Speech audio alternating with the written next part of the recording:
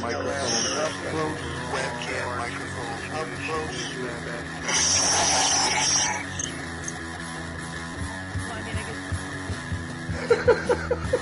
At the age of 19 in 1962, she was See, but I have the files.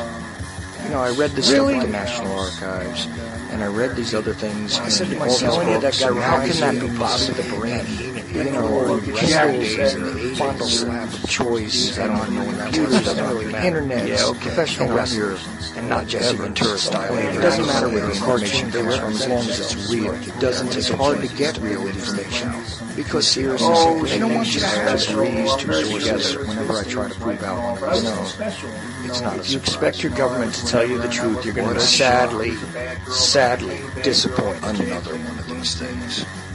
Dear Lord, what a dirty old man, huh? Really? Can't be serious. Is this really how you want things to be? Come on. More hooker, eruptions. Eruptions, whatever. Like Dave Powers kind of... Really? Allegedly broadcast live from Pima Region 2.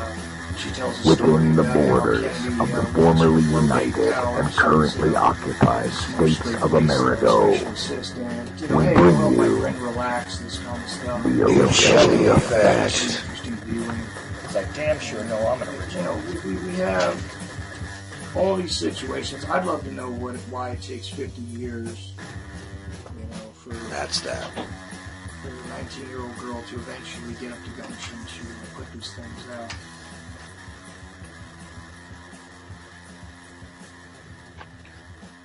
And we're live. It's Saturday night.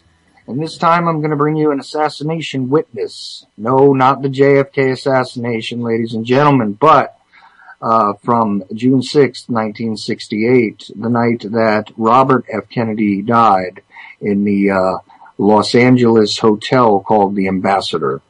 And quite honestly, this guest is extremely fascinating to me personally, and I'm extremely proud to bring it to you. The deal is that Scott Enyart was a 15-year-old newspaper reporter. He will probably cover all of these little facts. But all of us who have paid attention to these assassinations over the years have seen the film where Robert F. Kennedy is standing at a podium and he explains that we have won tonight and now it's on to Chicago where we'll try to win again. And then he leaves after giving a peace sign and enters into a pantry where allegedly Sirhan Sirhan fires 8 shots, killing him. Only 2 of them struck Robert F. Kennedy. Others were struck in the crowd. There were various witnesses there that night, and the conspiracy theories abound.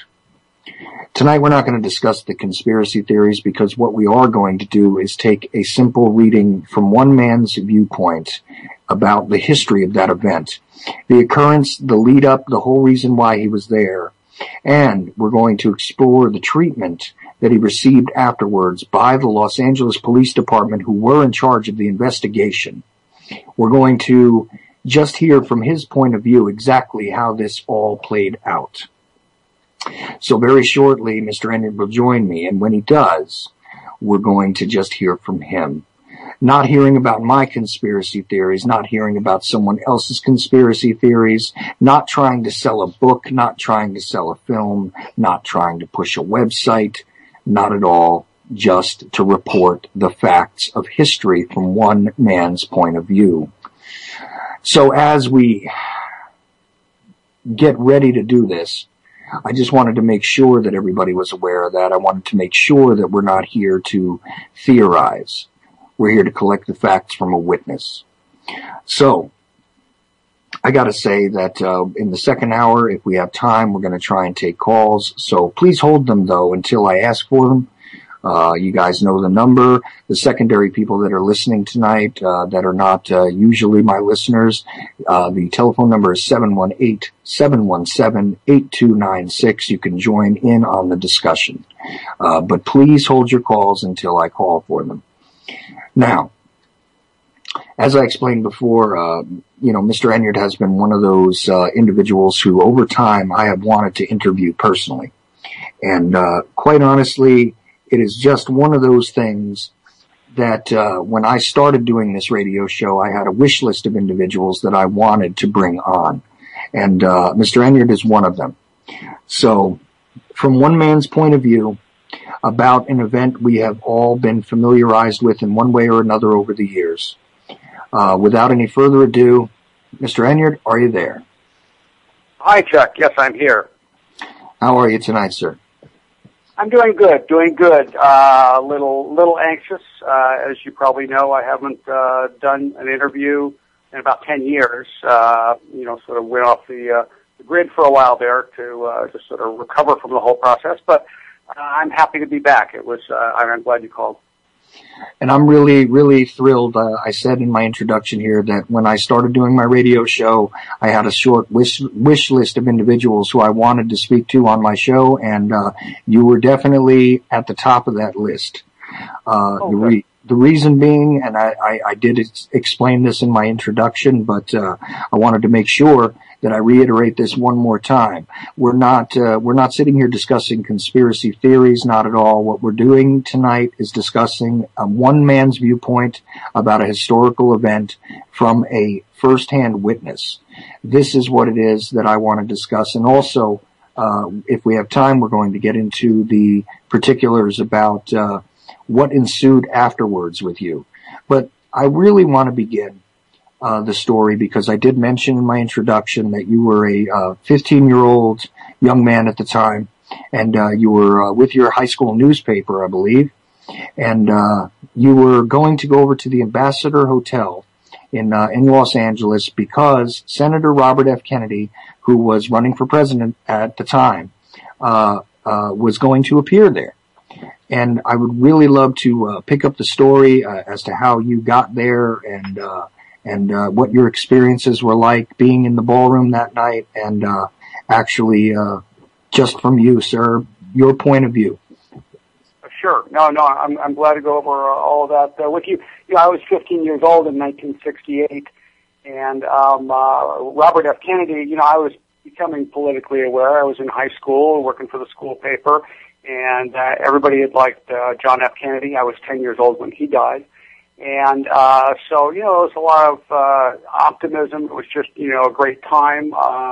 And so I was campaigning for him as well as wanting to photograph him.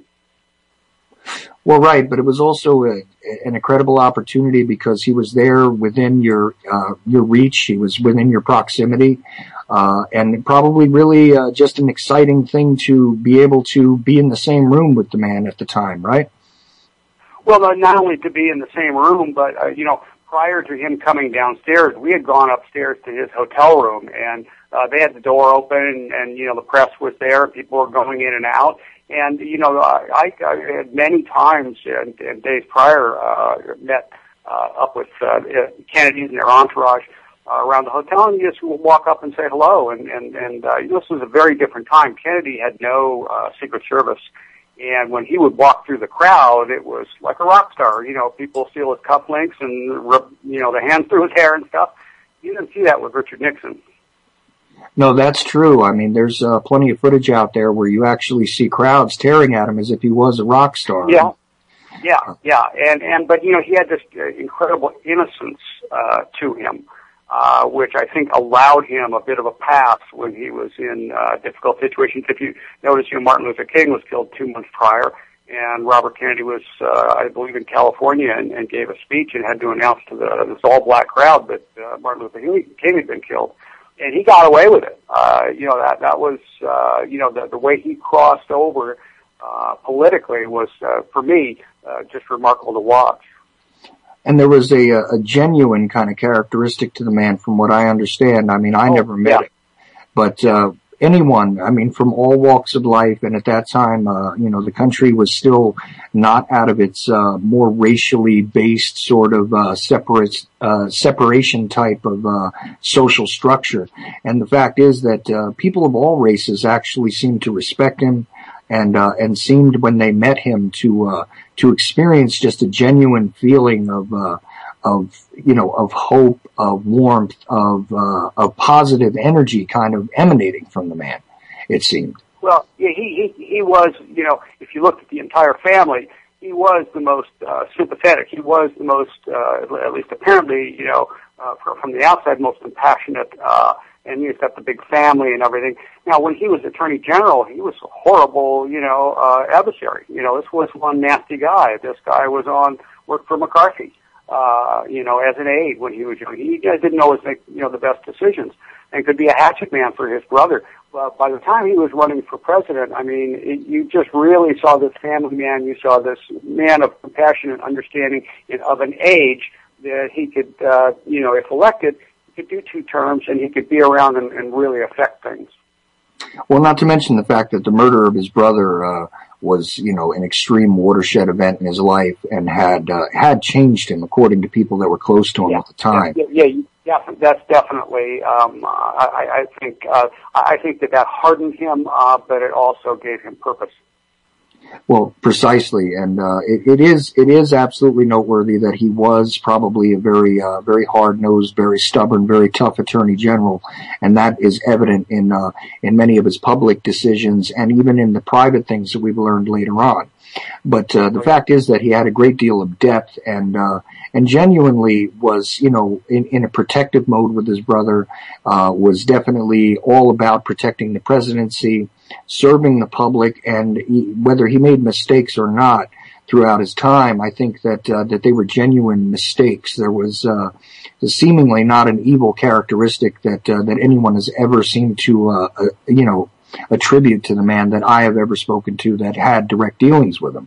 So, again, but you can see how if you're going, well, gee, who would want to kill this guy? There's a big line there. In his time as Attorney General, he went after unions. He went after organized crime. So there were a lot of people. Fortunately, they're all bad guys. Lined up there, and that's what's made the investigation of his assassination so difficult. Is people really would have been coming at him from all directions. Right, and that is exactly the other side of it, which is that because he was such a staunch sort of crusader and very hard-nosed about his job as Attorney General, and even previous to that, as you mentioned, working with the McCarthy Commission and all that, he had made himself some very strong, very nasty enemies. Yeah. But joining with your story, when you came in, and you expressed to me, and I really had forgotten about that you had been around the hotel previous and all that. But I'd like to really pick it up from that night and going in, and first off, you ended up with some press credentials at one point. Yeah, what happened with that was we had a friend of mine and I. His family belonged to the Sun Club at the Ambassador Hotel, which was a health club, and we would come and swim in the pool during the summer and run around the hotel. We were kids, and so, you're always going through doors and down the fire escape and stuff. So we knew our way around the hotel. I knew that Kennedy was going to be speaking in the ballroom, so I wanted to case the place out, to see how I was going to get in because I didn't have a press pass. And I was there during the day, and when we walked through, they were setting up and everything, and we walked into the press room, and there was a box, and it had press passes in it. So we just reached in and grabbed press passes. But I showed you, the kind of security for, compared to what would happen nowadays.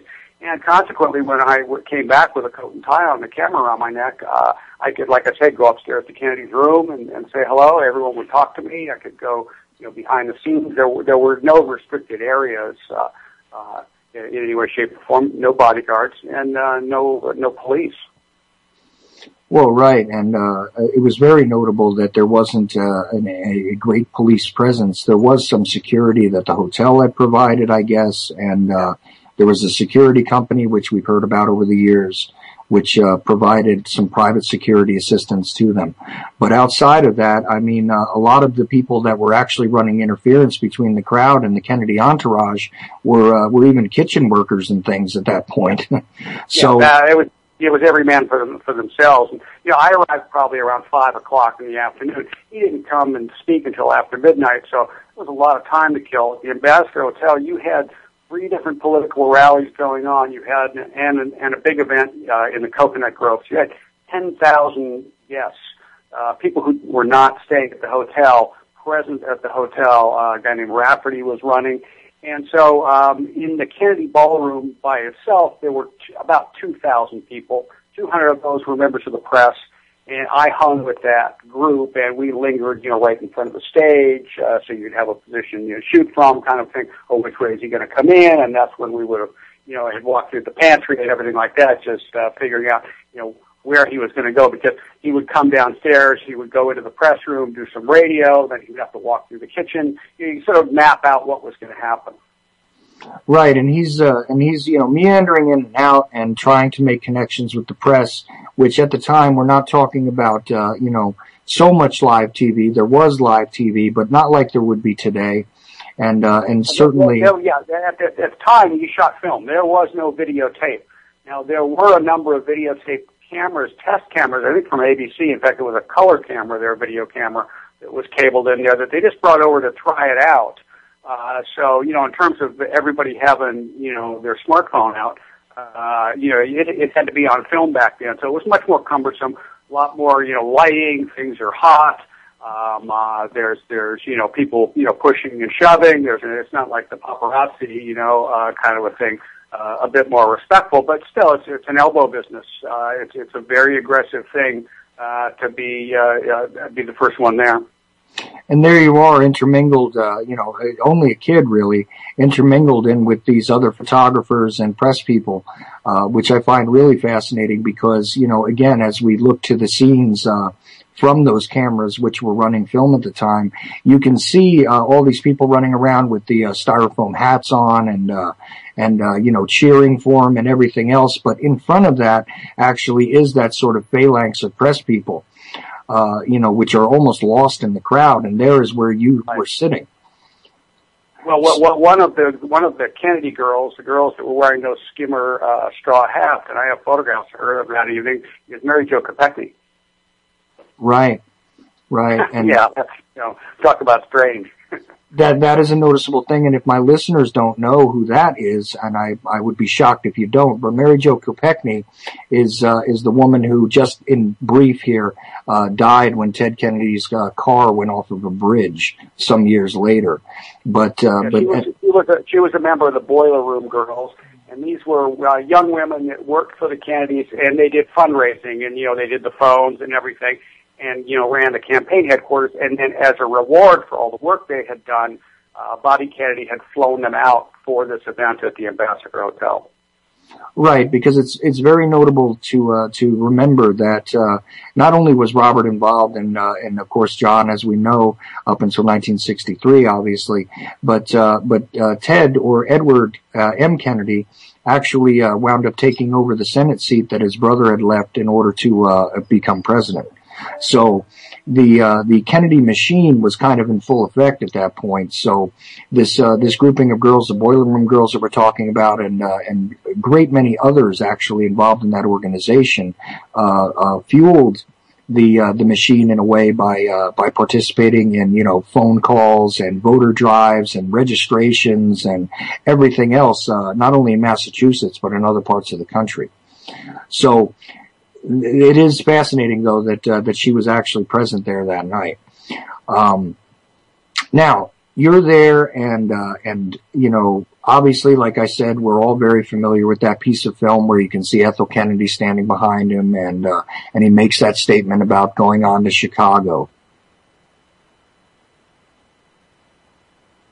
Some pictures there, and had gotten some photographs. You had, I think, three.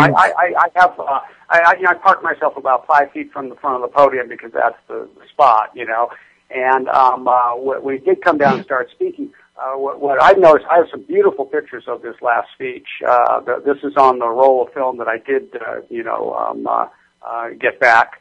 I had shot 3 rolls of film. One was the speech. The second roll was what took place in the pantry. The third roll was the aftermath. And if the one in the middle, obviously, the police department took off with and destroyed, but I have the others. And I've got some wonderful pictures of Bobby Kennedy's last speech. And if you line it up and you take a look at it, it's very much like the Last Supper. You've got him in the center, and you have her looking over his shoulder, and then you have all these people that are working with him and focusing their energy toward him. He really was just, such a great centerpiece, photographed, so well, and had that real gift of when he spoke to an audience, that he singled people out, and you really thought he was talking to you. We're talking about a crowd of 2,000 people, and I'm 5 feet away from that. So I was just really, this was the highlight of my life right now. I'm 15 years old. I'm standing here with press credentials with all the best photographers in the world. I'm in the best spot because I stood there for 6 hours. And here my hero is, and he's going to go on to the White House. So, to go from the best moment in your life to, 5 minutes from now, the worst, was, quite a roller coaster. Right. And, so doing that, like you say, you're kind of struck. This is a highlight. You're enjoying this, and meanwhile, you're also, fulfilling, I bet it was sort of a thing that you thought about a lot before you went there too, not only in the 6 hours you were standing and waiting, but it was probably something where you thought to yourself, well, look, I got to do things this way. I've got to position myself in a certain way, and I want photographs of different people, but I definitely want to make sure I get some very good shots of Robert and everything. So, I mean, this is the culmination. It's a great feeling, as a photographer. I look at it as, using a camera. It's like learning how to play a musical instrument. And here was the situation where I'm not thinking about what I'm doing. I'm just doing it. And I'm doing it in a professional capacity. And that was, hey, that's very intoxicating stuff. I always, I couldn't be a rock star, but I could stand next to him taking pictures. I chose photography as an access point, as a way to make up for, being shy, all these other things. This was my vehicle, and it's a powerful thing and something you have to be careful with. I can make people look good. I can make them look bad. There's a responsibility that comes with it. And a lot of that, with the older, more traditional journalistic approach, to what I was doing. Right, and it's just it's an extremely fascinating and intricate art form, especially at that time, where we didn't have this proliferation. Everyone in the world is carrying a camera in their pocket practically at this point. Yeah. So, this is a totally different era, and you were actually having the ability to be able to tell the story of that night. And that's just amazing, especially considering your very young age. So you were standing there probably with 30-year-old, 20-year-old, 40-year-old guys who were doing the same thing, except they were getting paid to do it, and you were aspiring to do it. So, I mean, it was like I'm just trying to take in the entire situation, So that in and of itself is amazing enough. But I don't even know how to transition into what happens next, because first of all, he was supposed to go into a different direction. Right? He's on stage. He gave a speech. They were trying to pull him off the stage, as quick as they could to get him back to the press room, because he had not done radio and newspaper, and he would not be in the papers the next day if he were just to leave after the speech. So, you could see people talking to each other's ears and stuff, and sort of tugging in different directions. And then finally, I saw as he was backing up that people were starting to clear going off the stage right to the opposite way of the parking lot. And so I immediately just cut loose and went behind the podium and went through the swinging doors that the waiters used, going back to the kitchen, and a little hallway between the back of the stage and the kitchen, and I'm standing there, and Bobby Kennedy comes, right through and walks right past me, and then I just walk in right behind him into the pantry, which, I'm thinking, all of a sudden now you cut out a lot of noise. There's about 50 people in the pantry. It's a small room, but you're out of that craziness of that ballroom and the heat and everything. And Bobby Kennedy looked very tired, and he also wanted to go through the kitchen area because there's all these Hispanic workers in there that didn't get to see the speech. And he knows that. And he goes in there and just starts shaking hands and talking to people and everything. And that was one of those moments where I'm going, well, he's really doing, what Kennedy's, do best here. And there's nobody really around to see this. So I'm taking pictures. And one of the things that the Kennedys did is they cut a great profile, when they turned to the side and, in a silhouette in a window. There's some famous pictures of him and his brother. And he had done that. He was turning from side to side talking to people. And so I was snapping pictures of this great profile that he had. And then, suddenly he literally just dropped from the frame. There was all this popping noise, and people were stomping on balloons. And we're talking about a .22 caliber weapon. I'm not familiar with weapons at the age of 15. We're in a small closed cement pantry with a cement floor with stainless steel, so the sound that things are making, it's very disorienting. And so I just see him start to twist, and then he just falls out of the frame. Then there's some struggling, a little bit of panic. I can't see him, and so I back up a couple of feet, and there's a large steam table there, and I jump up on that table, and now I can see over, and he's laying on the ground, and I thought, oh my, he passed out. He must have it was too hot or something, and he fainted. And so I'm leaning over, and I'm taking pictures again now of him as he's laying on the ground. And then all of a sudden, the Sirhan just opens fire. They've grabbed him, they've pinned him to a table, they've gotten him away, but his hand reaches out with the gun still in it, and he just empties the gun into the crowd. And that was when I got scared. That was when I started, getting terrified. Still, this Rayford Johnson was there. There was a guy, Bill Berry, I think, who was FBI agent who worked for the Kennedys. He was there. There was the security guard. The security guard is on the ground. He has his gun out. He's struggling to get to his feet. I didn't see him shoot anybody. But the point is now there's two guns that are out in the room. We know that the FBI guy that he certainly has a gun, so now we know there's three guns in that room, and people are still shooting. So as I'm up on that table, finally they managed to grab Sirhan, and they managed to get him out of the room because that's the primary threat. And now we've got Sandy laying bleeding on the ground, and so suddenly all the other photographers who are out in the ballroom and the press, they're pushing to get into the pantry. After the speech, they all start packing up to go home because they have to go process their film and get it, to the lab and get it on an airplane to make their paper. I don't.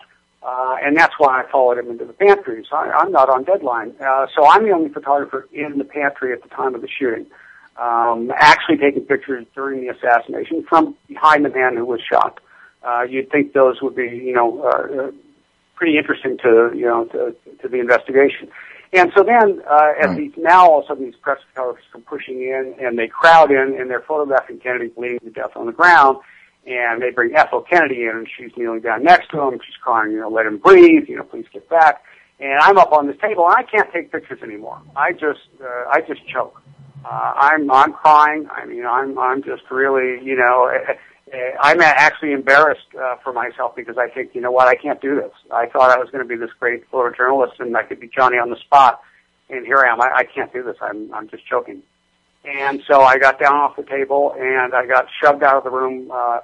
At one point, pushed myself back in again as they, got him onto a stretcher and photographed him being taken out, and then went out to the ballroom. And so that's basically what happened in the ballroom. The weird thing was to be 15 years old, and here you're in a big, beautiful hotel with all these adults. The shooting breaks out, and everybody panics. Everybody freaks out. Nobody stands up and says, "Okay, everybody line up," and everybody single file go out the door. There's no adults, and so everybody is on their own and just screaming hysterically.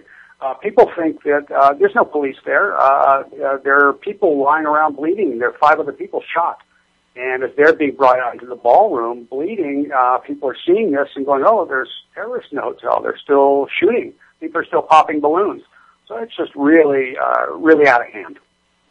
And it's such a chaotic scene. I mean, here's the thing.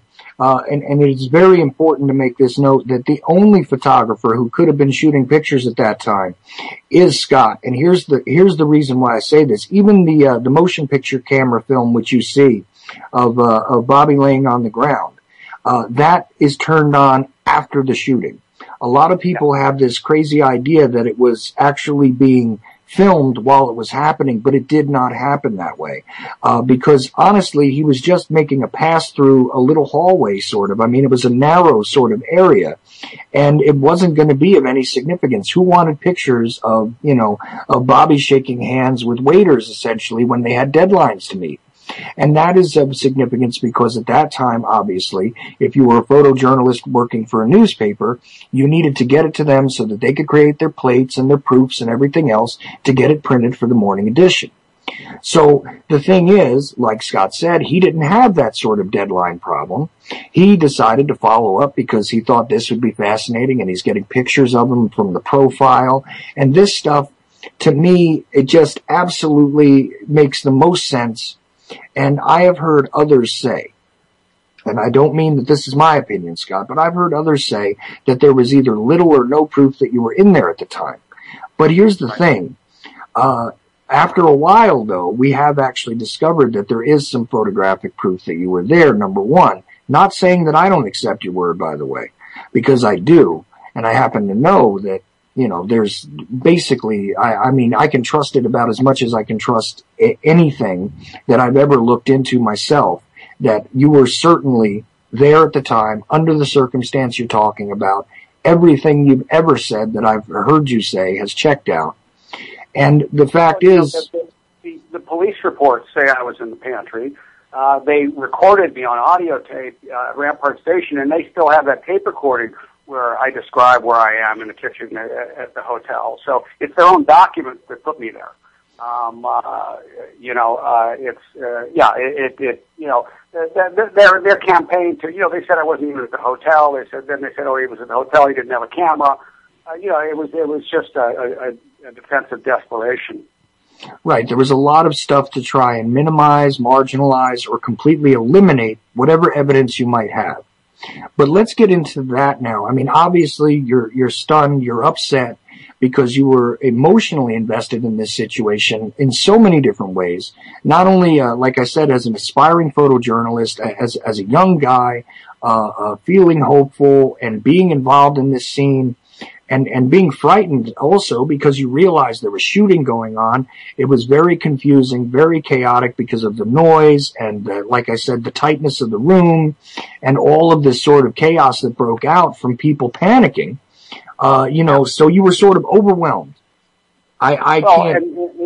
And then it really gets strange because I leave the pantry and I'm photographing, you know, a few things, but then I'm walking around and all of a sudden there's two guys wearing suits and they're following me. And, you know, I don't really know, who they are and, who's been caught, who hasn't. So I leave the ballroom and they follow me out into the hallway. And I just break out and run because I have no idea who these guys are. And they start chasing me. And so I was able to go out. There's two electric glass doors that lead out of the entrance of the Ambassador Hotel. And they were open slightly as someone else went out. And I ran out, ran through right behind them. So the doors closed and these guys got stuck in the hotel. And as I got out in the front of the hotel, it was very bright. And I couldn't figure out what it was. And all of a sudden, I was grabbed by police officers on both sides and laid down on my face. Someone came up with a shotgun over the top of my head, pumped the shotgun, and I was caught. So police then took me and placed me in the back of a squad car. I was roughed up a little bit. I mean, they weren't, trying to beat me up or anything. They were just trying to, someone's running from the hotel. And someone had tipped them off and said this kid was taking pictures during the shooting. A woman had talked to the police and pointed me out and said that kid was in there and he had a camera. I didn't know that. And so they had me in the back of a squad car in front of the hotel. The press came up and they were pounding on the windows and screaming and yelling. There was, they said, oh, do you have this film? I said, yeah, and I wouldn't give the film up, and I'm holding on to my camera. And then people from the press were pounding on the windows, and they were offering me hundreds of dollars to sell my film to them, which, of course, I didn't do. Eventually, I was taken and locked up in another room of the Ambassador Hotel with about 20 other witnesses. We were put on chairs back to back. We weren't allowed to talk. Around 4 a.m, we were transported by jail bus to Rampart Station. There were about 50 people, I think. I was with George Plimpton, the writer, who was very nice to me, sat next to me, and he was the first one questioned. I was the second one questioned. So it was determined that I was the second most important witness to be spoken to as a result of this shooting. You would think that, there'd be a little follow-up after that. So I spoke with them. I spoke to them on tape. I told them what happened. They said, do you think you have the shooter, as they referred to it, on your film? I said, look, I'd have to see it. let's develop it. I said, they said, well, we want to take the film. I said, no, I'll go develop it and I'll bring it back. And they go, no, we can't let you do that. And so I said, all right, well, then you guys develop it, and I'll go with you. I'll go to your police department lab, and I'll watch. Well, and they said, no, we can't do that. They said, but we're going to take your film. Thank you very much. And I didn't really object. This wasn't, I was happy to help out here. This wasn't a matter of, at that point that I had any mistrust of the LAPD. At the age of 15, I had not had any problems with LAPD that weren't, very nice, citizen policeman interaction. Right. So, it's a different age at that point because different age, and I was different age. I wasn't out, stealing cars, so I hadn't met them yet. Yeah, so you had no reason to think that the police were going to do anything other than actually investigate the situation. And in fact, you probably felt that, I really hope that my film helps them because obviously you wanted anybody who was involved or whatever else, regardless of what had happened, because even though you were that close, you probably weren't entirely aware of everything that went down. So the thing is, you thought to yourself that my film might actually be the helping hand that the police need. So really, it's sort of basic civil obligation, and I felt I have a certain responsibility. If I wanted to be this photojournalist, well, hey, this is part of what comes with the territory. You're part of the process now. And so I had no problem with this, and so I was released from police headquarters. And then the next day, I came back because I had not gotten a receipt for the film. And my girlfriend at the time, her father was an attorney, and he said, you just want to go back and write out a little receipt and have them sign for it. And I had the names of the police officers and their cars and everything like that. And I went to Rampart Station the next day, and I said, I want to get a receipt for this film I left with you guys, and they had no record of my ever being there. So that was quite disturbing. Well, wait a second. Wait a second. I want to make something real clear here. What you're telling me is, although you were one of the selected witnesses that they gathered the night before, and that they had put you in a separate room in the Ambassador Hotel, and you were probably, as far as you knew, the second person questioned at that time during the investigation as a witness, and you had been detained all that time, you had been restrained, you had gone through this entire process, surrendered your film. What you're saying is the police told you when you returned to the station that you had not even been there. Yeah, they had no idea who I was, and they weren't going to give me any receipt or anything like that.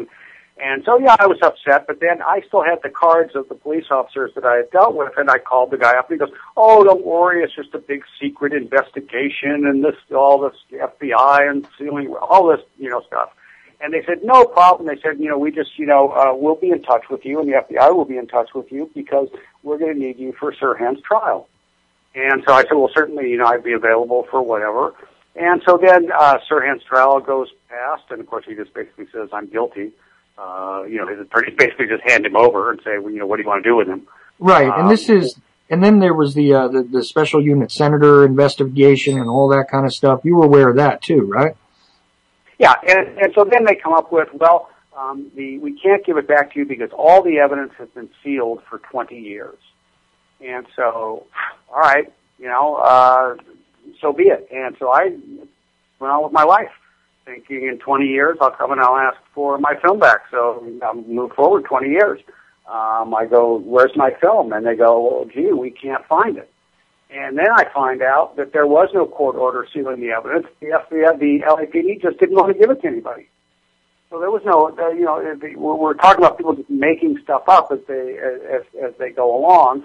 And so, after 20 years, I write a letter to Daryl Gates. I go, where's my film? And they check the California State Archives, and the archives come back with a letter saying that it was destroyed, that it was, part of 2,100 photographs burned in a hospital incinerator 3 weeks before Sirhan's trial, and we had all the documents for it. But an interesting thing is, all the police reports with my name on, everything like that. When I went to trial, that stuff was thrown out. The police department said, well, how do we know that those things are authentic? We don't have those police, unless we have the police officers that say, hey, that's my signature, how do we know that that's really a police document? Well, the police department gave it to the California State Archives. It's your documents. And they're saying, oh, we don't know if they're any good. And so consequently, you can't use that in court. So it made quite an uphill battle for me. That is truly amazing. Is that even though the obviously the California State Archives would have had records showing the chain of custody of these things, and they would have only had possession of these things from whatever source they said. So meanwhile, it's all them. Basically, the state of California telling you this story that we have no proof that these are even authentic, even though it's our people that gave them to us. Wow. So, but after the 20 years, okay, and you asked for them back, I mean, and they gave you sort of a hostile response, and you then take them to court. How did that all come about? Well, I was being really nice about it, and, a couple of police officers got on the phone with me and said, hey, I'm going to look for this. We're going to find this for you, buddy. We're going up to the archives. And, and I had already gone to the archives with my attorneys and searched everything. Weeks, months passed, and they go, well, we just can't find anything. And, and then all of a sudden it turned into, well, how do we know you even gave us these pictures, kind of thing. And it started turning against me that, all of a sudden I was making things up or something. And I hadn't asked for money. I hadn't asked for anything. I hadn't asked for the 3 rolls of film, unexposed. Had they been nice to me and said, hey, you know what, we're the police department. It was the 60s. We screwed up. We lost your stuff. We're so sorry. Can we buy you some film, kind of thing, give you $100. I would have gone home. I would have been fine. But instead you say, oh, no, you were a liar. You weren't there. You're making this up. You're just suing the city for money. Well, all of a sudden, it's like, all right, now, we're going to court. And the primary thing with my lawsuit was the reason why they fought so hard was that this would have changed the standard of care of evidence seized from an individual. If you noticed after this, our most recent LA riots, the police went door to door and they confiscated video cameras and still cameras from people so they could find looters and identify them and put them in jail. And they never returned any of this material to anybody. They didn't give receipts for any of it. And this is private property. You can't just go up to someone and take your stuff away. Or if you do, in my case, take it away. There's a standard of care. You have to take care of it, and then you have to give it back when you're through using it.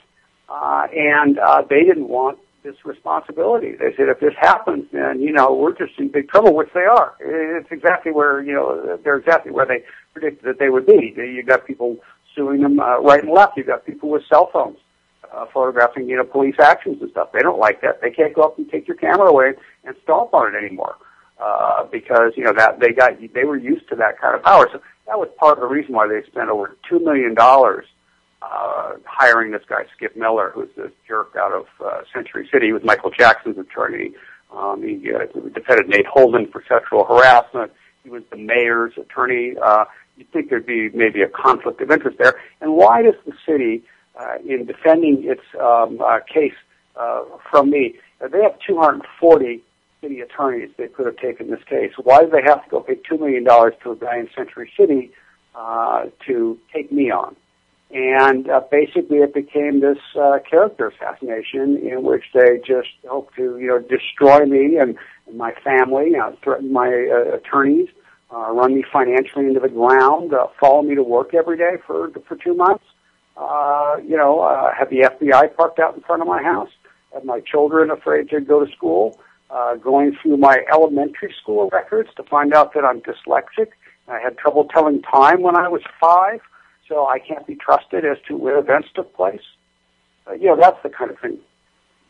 That is just horrendous. I mean, after all, like I said before, and I want to make something very clear. Scott over the years has not really participated in or made statements about, the conspiracy theories or tried to implicate the LAPD as far as, being involved or being lax or being any which way culpable here regarding anything other than the treatment of himself and his film. Which, if, to understand this whole thing, it's like mind-boggling that they turned around. And then my film would show what it shows. It would either show that he was shot from behind, maybe he wasn't shot from behind, maybe it was Sirhan, maybe it was the security guard. I have no dog in this fight. I just think it would be nice to have that so that we could make that decision. I'm not pro, any side of it. I'm just pro, look, if you've got, photographs of this or you have this particular evidence. When Thomas Noguchi testified in my trial, and now he had never testified he had very limited testimony in Sirhan's trial. He said, had I had these photographs from Scott Enyart, this may very well totally change the outcome of my autopsy. So, to deny, the people, the right to a decision made on all the facts is what's really offensive. Absolutely. And for those who don't know, Thomas Noguchi is the individual who you often see explaining in sort of digest form that according to his autopsy, he found that the muzzle of the gun was 1 inch from the tip of RFK's ear at the time it was fired, which is a finding that he made forensically with the body. But Bobby Kennedy was shot 3 times. In the neck, one went through, I think, the neck, and then in the heart, all from behind, all pretty much contact wounds.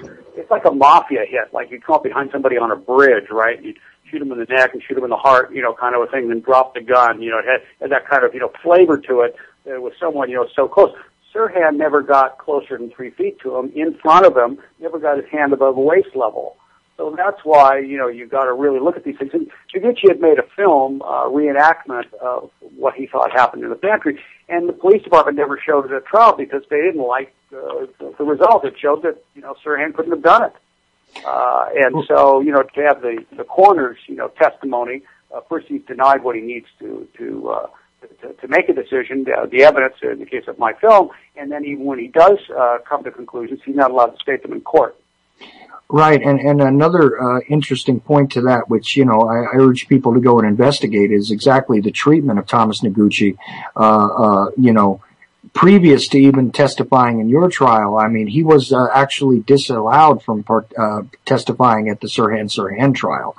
But it doesn't change the fact that he was denied the evidence that would have been able to that he would have been able to extract from your photographs at the time. And why this is so interesting again is because Scott is positioned. Let's try and lay this out a little bit. How far behind Bobby Kennedy were you at the time you saw him twist and fall out of frame? I was 7 to 10 feet behind him when we walked into the pantry. So, and I'm taking pictures, which basically I can get him from pretty much full length from head to toe, and then you can see about 4 feet on either side of him, and that's really where all the action takes place. So that's why it just seems that this is pretty critical. Right, and the security guard which you're talking about is his name was Thane Eugene Caesar. But an interesting fact here is that the tie that you see laying next to Bobby Kennedy in the photographs afterwards, while he's laying on the floor bleeding, you can see the tie that's laying next to him. And I've had people assert to me that was pulled directly off of Caesar. So you would have. When he crumbled to the ground, he grabbed the front of Caesar's shirt, holding onto his tie, and then slumping to the ground. That's how close they were. Thane Caesar was walking on Kennedy's from behind. It would have been on Kennedy's right-hand side, holding him by the elbow and helping walk him through the crowd. So that's how close he was to him. He certainly was close enough to him that like I said, had he wanted to shoot him and do what is claimed may have been done, he was certainly capable of it.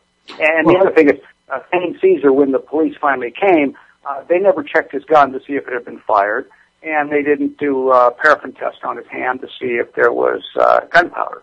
So right. These are two very strange. These are two very good points, but my biggest point here, from the perspective of the photograph, they owned a .22 caliber weapon too. Yeah, that was found out later, and then. And believe me, there's plenty to look into on that character also for my listeners. You can definitely spend quite a bit of time looking at Thane Eugene Caesar. But the point that I wanted to make here is that he was in the frame of your photographs as well. Yeah. Okay, and if they had produced these photographs, we would know precisely what what Mr. Caesar was doing at the time that Robert fell to the floor. And not only that, we would know from the other side, because that's the right side of Kennedy, but on the left side there was a steam table approaching, another steam table approaching, which is where Sirhan was pinned to. I believe, now I've heard many accounts of this, but I don't know if you saw it, but he was pinned to that while he was still firing the weapon. Well, yeah. What I saw was I never really saw Sirhan because he was in front of Kennedy, short, and from where I was taking pictures, I didn't see Sirhan at the time of the shooting. I just saw the action taking place. Once he did start shooting the Euchre, who was the maitre d', I know he grabbed for the weapon. He was on Kennedy's left side.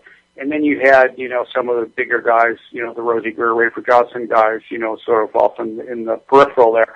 But they jumped on Sirhan. They pushed him down on the steam table and then basically dogpiled on top of him. You couldn't even see him.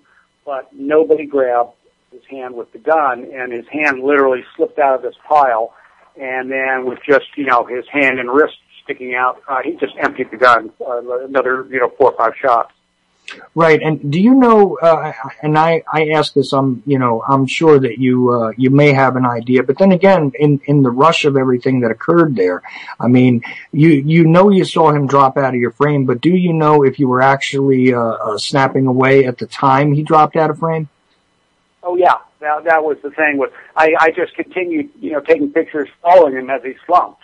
I was shooting as many as I could just because this was the last opportunity, before he dipped through the door that I would have him. So I was just, burning film to basically get, anything that I could at that point.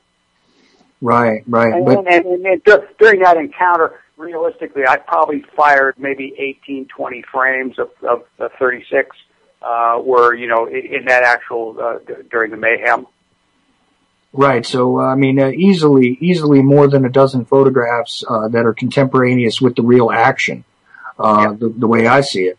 And the fact is that, without a doubt, even if, Bobby Kennedy wasn't in the frame or anything else, even if you had, missed, shook, turned, whatever, you would have captured a lot of the players that were in there. Oh, yeah, you got 60 people in there. Wouldn't it be nice to know who was standing where? Well, that's exactly right. And considering, like I said before, that, that film camera where you see, where you see him lying on the floor, and you see, people rushing around and eventually somebody sticks their hand over the lens and all that, that particular camera wasn't turned on until after all this occurred. So there is the entire missing sequence here, which would be contained within this film.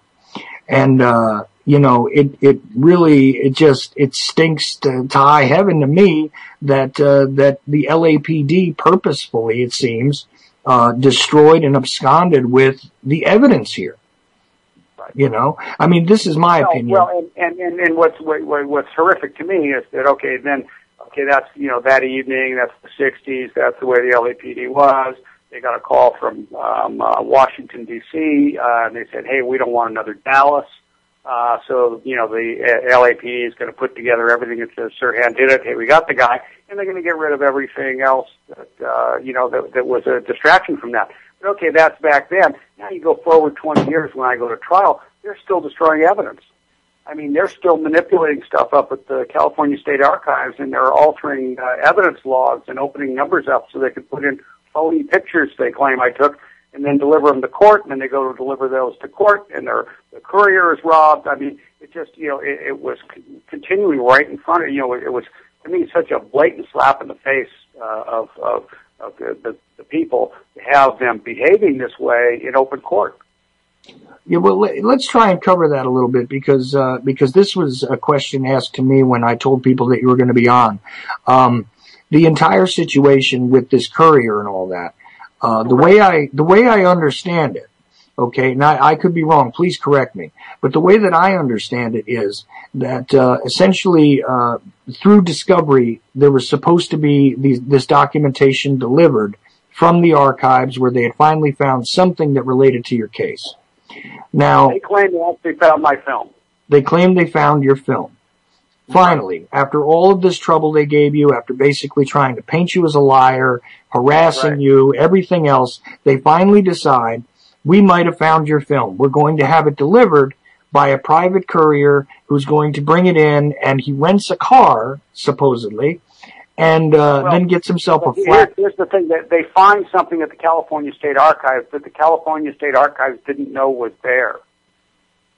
Okay? Ooh, so, here you take the archivist and all the people that work there, and they've never seen this before, and all of a sudden the police show up, they come back a few days later, and all of a sudden there's an envelope there that they've never seen before.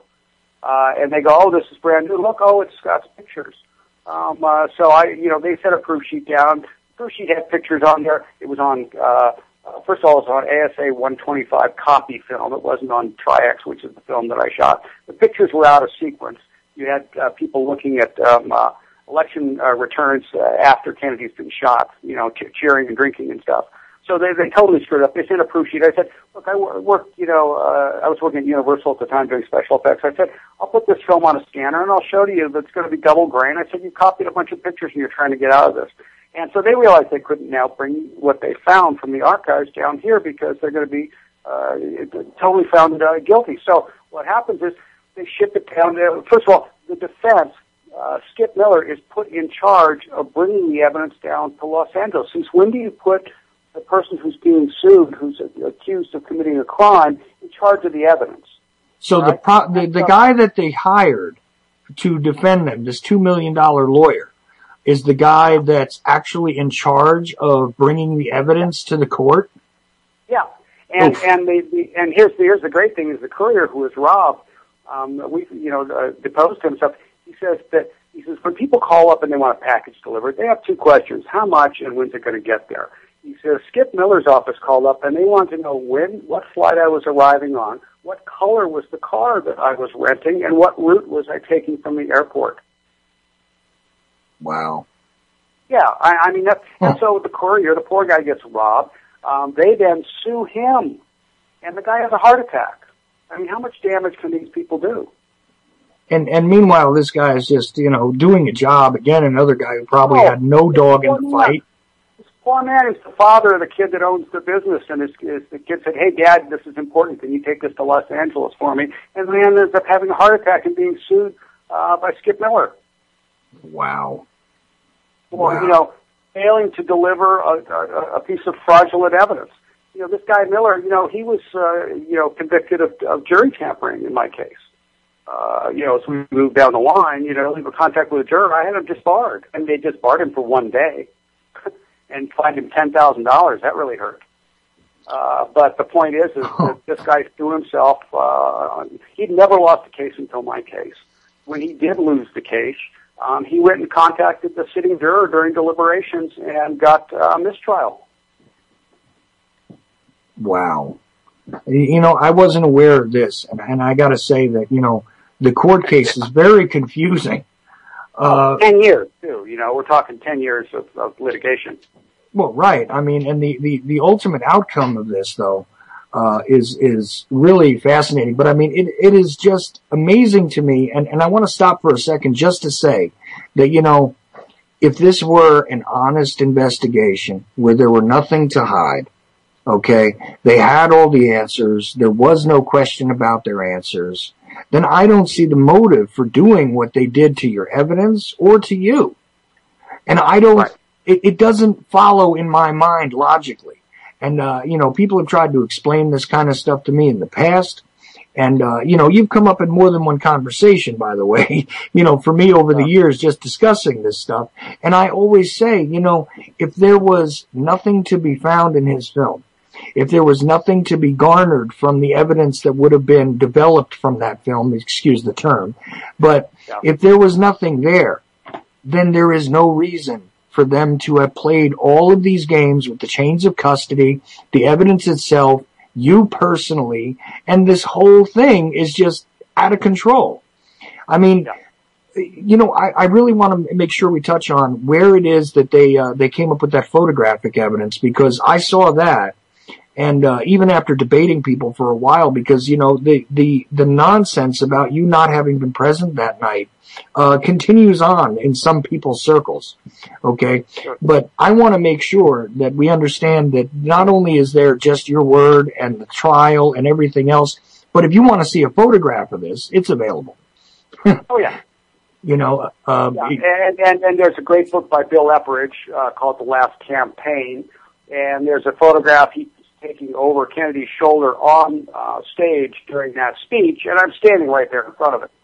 So, you know, it doesn't get really any clearer than that. Right, and this is a guy who, you know, I don't know how much, I don't think you knew him or anything else. You just happened to appear in that photograph, right? Oh yeah, no, we just happened to be there that night. He was one of the guys that I looked up to, but I had never even met him. And also, Skip Miller hired him to testify against me in my trial. Wow, what was the purpose of that? He got up there and said, "Oh, a 15-year-old couldn't have shot this picture. He wouldn't have been, you know, had a kind of experience." And it made them look stupid. It made them look remarkably stupid. And they go, "Oh well," he says, "he couldn't have been in the pantry." And they said, "Well, were you in the pantry?" He goes, "No." That kind of thing, you know. I'm sorry to laugh, Scott, but you're telling me that they hired a professional photographer to basically state that because you were 15 years of age, you couldn't have possibly shot the pictures that are attributed to you. And on top of it, you weren't in the pantry. And then meanwhile, when they ask him if he was, he says no. Right.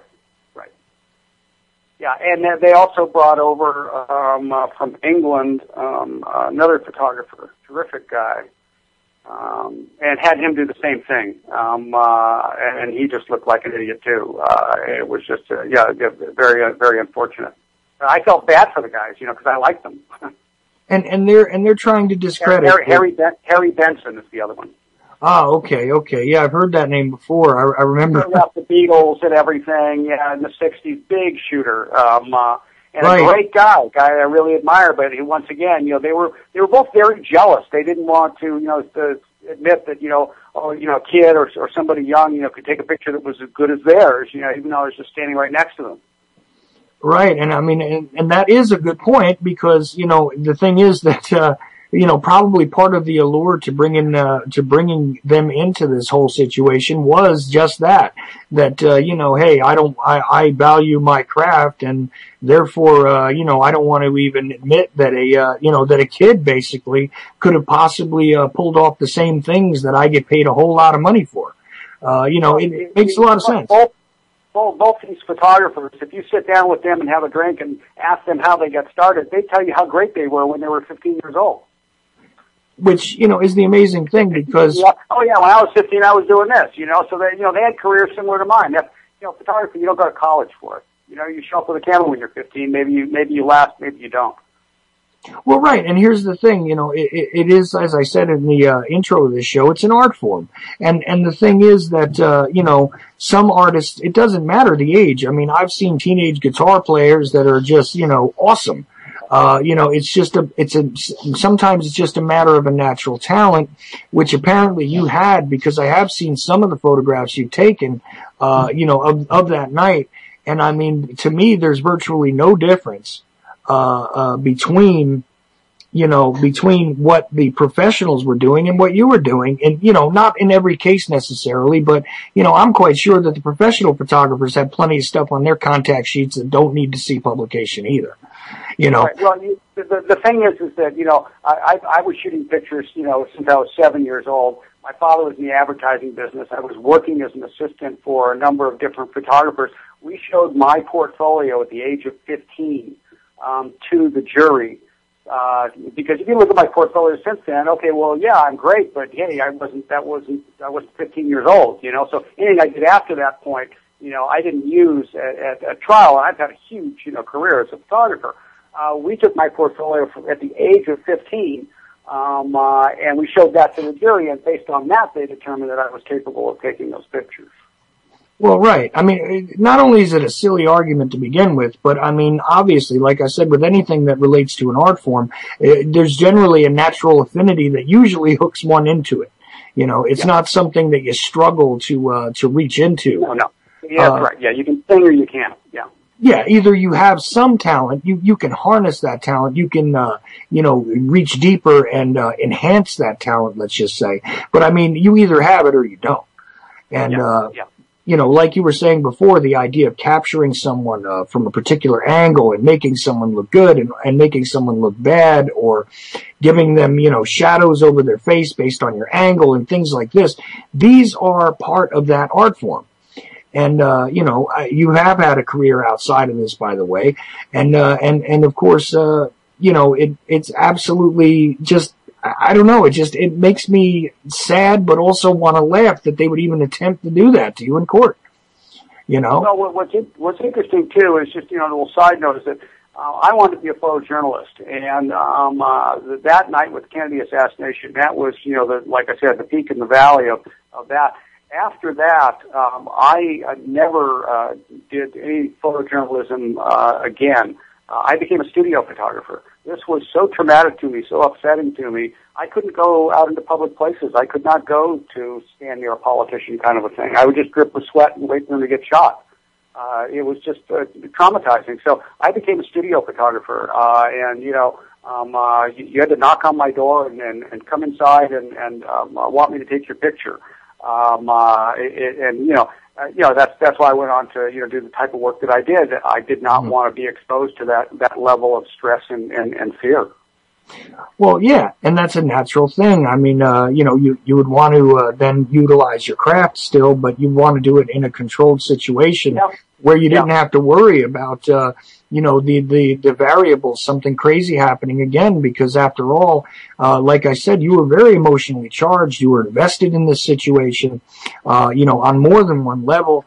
And, to have that happen right before your eyes, and then, in addition, and separate from that even, the trauma that you suffered afterwards by trying to, prove that you were even present, prove that you were involved, and trying to do the right thing, and being betrayed by those who are, ostensibly there to protect you and serve you, is an entirely traumatic situation that I think a lot of people might not take into their consideration when thinking about your story, but it is necessary to understand that that there was a level of trust that you gave to the authorities. There was there was an innocence about you when it came to this, because I'm sure that this was not in your mind before that night that anything like this would have happened. Yeah, you don't plan. You can't plan something like this. Fortunately. No, this is true, and for years afterwards, it must have been one of those things where you questioned your own movements. Maybe if I hadn't have pushed myself into the pantry, I wouldn't have had to endured all this and everything else. And on the one hand, you were a witness to history, which a major historical event that continues to confound many people to this day, but on the other hand, it was just overwhelming, traumatic, harsh thing to deal with. And then the treatment, like I said, by the LAPD and all these other people, it just must be quite the thing to have to deal with personally. Yeah, and with the trial and everything, because it did become personal, you really get into it. And it becomes this Mr. Smith Goes to Washington thing. And, I sacrificed, family, friends, work, like I said, looking back on it, I wouldn't do it again. I'm glad I did it, but I just, it was just, too high of a price in terms of where it took me as a human being. Right. I'm not talking about physically or money or anything. I'm talking about what it does to beat your soul up. Well, right, and that's one of the things I wanted to make sure that we got across here, because that's very important. But the curiosity has struck me a few times about this. They paid $2 million to hire this guy. You lost money on this whole thing because, from a couple of different angles here, but there is the fact that you would have had these rare exclusive photographs, which you could have at some point probably made a mint on, especially in light of all of what's gone on regarding the case. But in addition, it actually cost you a lot of money to be able to fight with the LAPD and the state of California, essentially. Right. What did that all entail? I mean, obviously you couldn't afford directly these $1 million lawyers like they did, but. Well, I was working at Universal at the time. I was making a lot of money. I did take a second mortgage out on my house. Like I said, I got wrapped up into it. And the thing is, we kept winning. So, had I started losing early on, I would have bailed out. But it's like, oh yeah, no, if we just, can come up with another, 50,000 or something, we can keep going here. And look, you're going to win this. And, it just, I ended up, I spent $500,000. I was awarded $500,000. But the jury was not allowed to know. They thought that I was going to get my legal expenses on top. The other side managed to, alter the jury instructions to the point where, the jury was totally confused as to, what was covered. So I was awarded $475,000. I had spent about $500,000, and then we were overturned because this guy went and had illegal contact with the juror. So now our court case is overturned. I have to go back and try it again.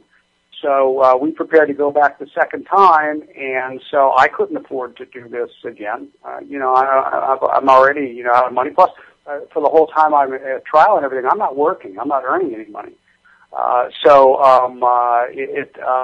We ended up lining up to go to court again, and they said, well, hey, what will you take? And I said, you know what, give me $100,000 and admit that I'm right, and we're done. And so I got $100,000, and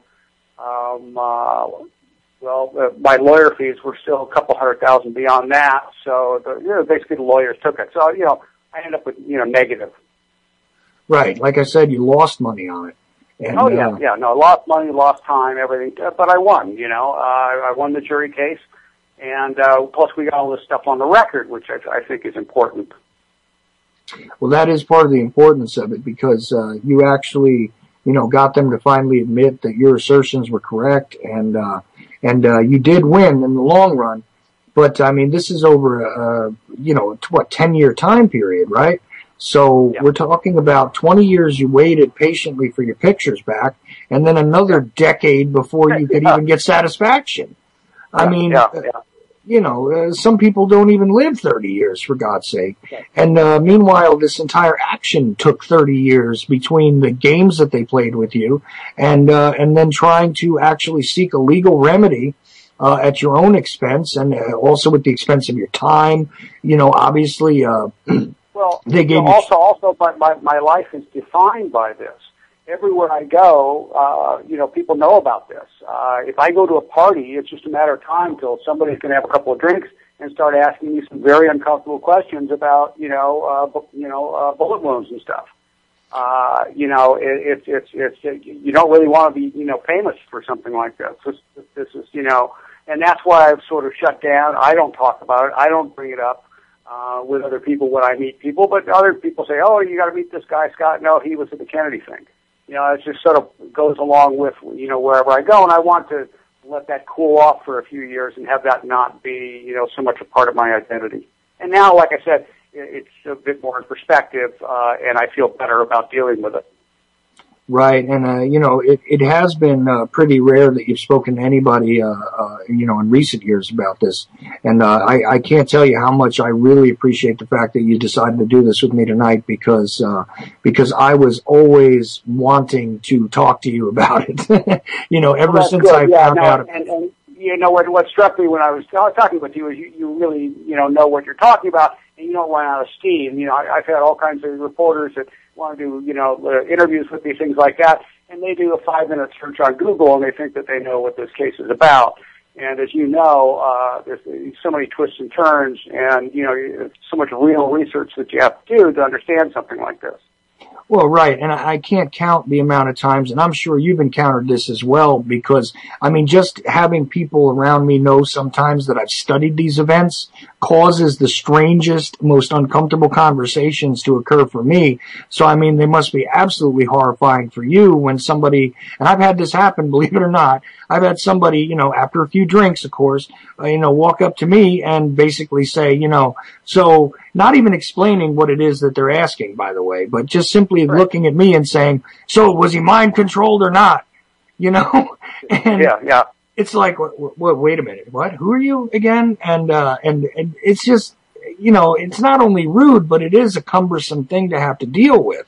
And I mean, the fact that you were actually, like I say over and over again, a witness to this, and the fact that you were intricately involved in the, as far as the investigation goes, like you said, you were the second person interviewed, you were rounded up and everything else, and all these things you had gone through, plus the problems with the legal action and the way you were treated and everything else.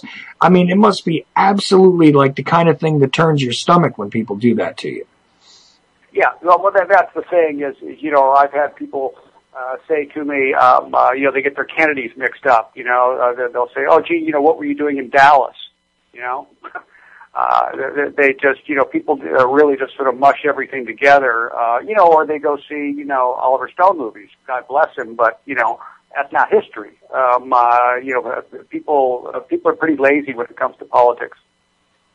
That's true. That's another interesting thing that I bet you've heard more than once from one of those drunken people is, so did Oswald kill him?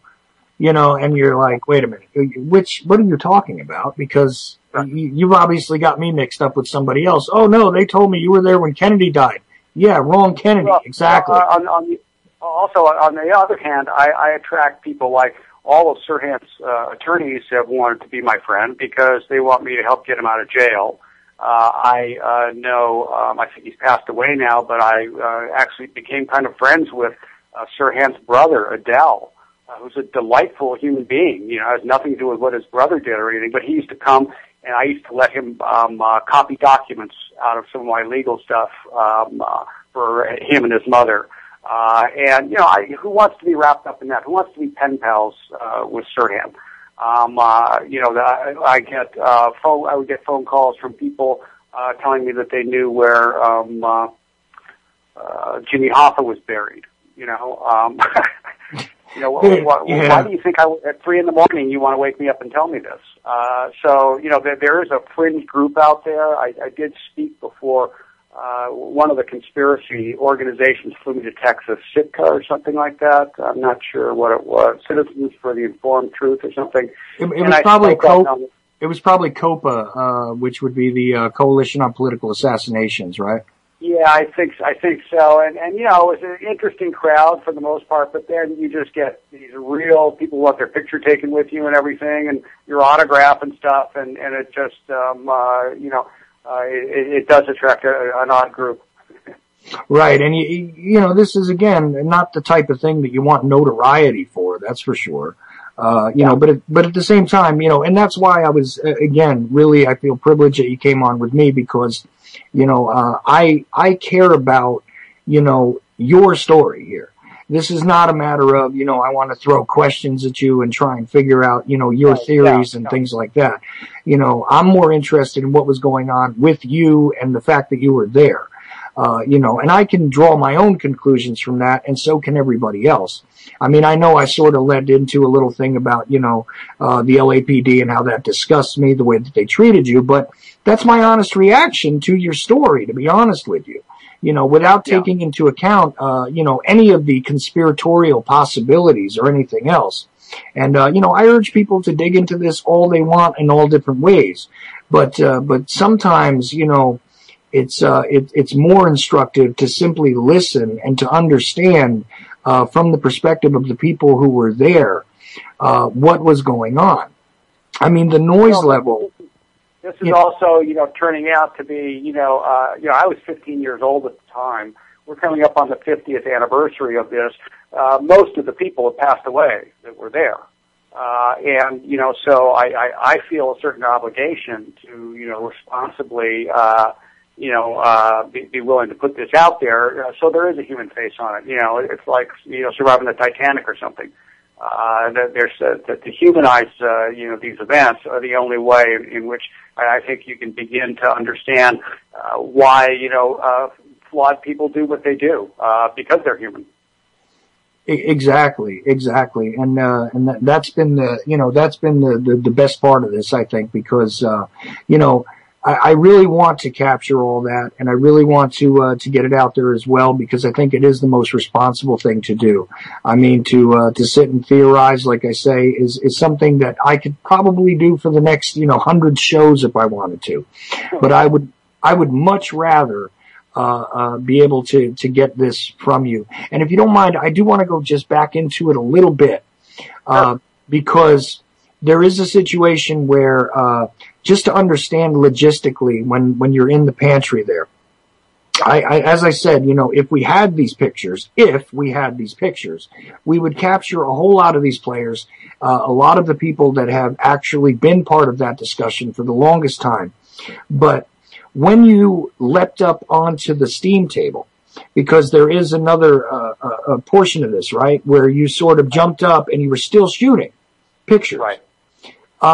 What exactly, from your memory now, because this is the only thing we have, what was going on at exactly that time? I mean, Sirhan is being pinned down, so you see the dog pile there of the Rosie Greer, Rayford Johnson, everybody else who had jumped on him and everything else. I mean, were you aware of the other wounded people immediately? Were you seeing that, photographing that? Were you just staying on Bobby? I mean, what were you doing at that time? I was, concentrating on photographing Bobby on the floor, and what was happening there. And the Sirhan thing would sort of calm down, then heat up again, and then calm down. And because I couldn't see him, it was just a bunch of people. I just really didn't go there. I mean, I was just so stunned and trying to figure out what had happened to Bobby Kennedy. And at the time, Juan Romero, who was kneeling by his side, he's the young kid that put a crucifix in his hand and prayed with him. He was there on his knees, and he was shielding Kennedy from what was happening on that table behind him. And so people were sort of, just sort of hovering over him. And then I remember, once Sirhan was, basically, contained and shuffled out of the room, at that point they were calling for doctors, and I think 3 doctors ended up responding. But they began to very gently unfold Bobby's legs and sort of lengthen him out. And now here's the other thing is, back in the 60s, ambulance drivers were in general like a couple of weightlifters from UCLA making extra money. They were not paramedics. They would show up, with no seatbelts on, and pick up whatever person was there, straighten their broken limbs out, put them on a stretcher, and then drive real fast to the hospital. That's why, so many people died. Bobby Kennedy, it's not like they put a neck brace on him and they stabilized him and they gave him an IV and then, all this, kind of thing. None of that is available. And so, when someone's been, shot in the head, shot in the neck and things like that, the last thing you want to be doing is moving them around. And there was an element of that. They would pick his head up and then put a towel underneath him, which is the compassionate thing that you maybe want to do. But, and for a little while, after Ethel Kennedy came in, there was an odd period there where I was watching things quieted down a little bit. And she was leaning over him, and he was speaking to her. I don't know, what he was saying, but he was still speaking, and it seemed like he was, very aware that she was there. After a few minutes, that just passed, and that was nobody that was in that room walked out of there going, this guy's going to be all right. Well, most famously, people have reported that he asked if everyone else was all right. And I don't know if you heard any of it. Like you said, I couldn't hear any of that, but I knew that he was, still speaking. And so that was like, we were going, wow, that's a good sign. But then, he just, glazed over and that just, left. And that's when I just really felt sick. So you actually saw that? Yeah, that was the thing, is I was just watching for, first of all figure out what was happening type of thing. Then it's dawning on you. You're trying to realize that there's still stuff going on, and there's balloons popping. There's someone else going to get. You're just so pulled in so many directions. That was the only moment that I had a little bit of pause there and was able to reflect on the gravity of the situation. And then I just remember really getting physically sick. Right, which is to be expected. But so you that whole scene unfolded right in front of you, and then you were just sort of unceremoniously pushed out of there. I mean, and ended up back into the rest of the press was now shoving into that room, and Bill Epridge and all those other guys who hadn't been in there before, and I was kind of in their way, and plus I wasn't shooting anymore. I was just sort of stunned. And they just started shoving, and eventually I was just, shoved out the door. Right, and it's no surprise that you had difficulty trying to figure out what happened. I mean, like I said, seeing the tape from inside of where he was speaking, even after when they came out and they were calling for doctors on the microphone and everything else, it seemed as though most of the still milling around sort of crowd had no clue what had happened. I don't believe that most of them heard anything that resembled shots in their minds because there was no panic out there. The chaotic sort of messy jumble of human beings that was going on inside of that pantry was completely out of earshot and eyeshot of the people that were out in the ballroom. And go ahead. Also, you got to consider that when they call the police from the Ambassador Hotel, it takes like 20 minutes for the police to get there. Rampart Station's about 4 blocks away from the Ambassador Hotel. The Ambassador Hotel is a huge 13 acres on Wilshire Boulevard, one of the original premier hotels in Los Angeles. And the police officer who's at Rampart Station, they say, well, Senator Kennedy's been shot at the Ambassador Hotel, and the guy says, where's the Ambassador Hotel? And then they said, oh, are you sure he's been shot? And they said, well, go, is he still awake? And they go, I don't know. And they go, well, go check. This kind of delay, in getting the police there. And, the police weren't there because, Bobby Kennedy, did not want uniformed police officers around him, on stage. And he mentioned that to, the police chief, and the police chief said, hey, there won't be any police there. So it was an intentional pullback that there were no police officers there. That's why people, they feel that it goes into a conspiracy. I don't know necessarily. I know that the Kennedys and the police were not all that friendly anyway, because right. The Kennedys would come to town and do all kinds of crazy stuff, and they were always getting things covered up with the police department, so they didn't have a great relationship there. Well, yeah, and there was, a disruptive nature even without the crazy stuff or whatever else. There was a disruptive nature to just him visiting a city. And, excuse my bluntness here, but it was kind of like an FU back and forth, as far as they were concerned, because it was kind of like, look, I don't want uniformed police here or there, and okay, you won't have any police. It added to the tension of what was the setup, whether it was a conspiratorial act or not, is something that can be debated.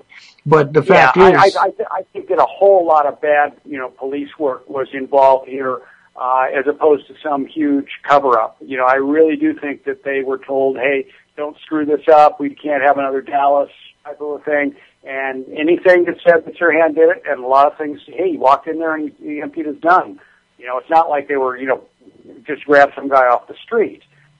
The point is that they cut out in a very short time window, when this stuff is available. They did not collect a tremendous amount of evidence. Now, there were 10,000 people at the hotel that night. When this happened, everybody, all 10,000 people, including people in tuxedos and stuff from the Coconut Grove, they all ran out into the streets and ran away from the hotel, many of them on foot because they didn't even want to wait for their cars because there's shooting going on. So the police show up 20 minutes afterward, and to basically a bunch of people, women holding their high heels, running across Wilshire Boulevard to get away from the hotel. Well, right. It's not exactly a controlled crime scene. Well, no, the crime scene was not controlled, but one thing that they were going to make very sure of is that they weren't going to be embarrassed like the Dallas PD was, and that was part of the actual conversations that were going on. I mean, this is what they admit to, and this is what they were saying publicly in some cases, is that they were not going to have another Dallas, and they didn't want to have their ineptitude or their lack of responsible action being broadcast to the nation. So in a way, some of this stuff, the cover-up, in other words, that does occur here afterwards, which I think, the destruction of and the removal of and your treatment as part of, may have been a more benign kind of a thing and defensive on their part.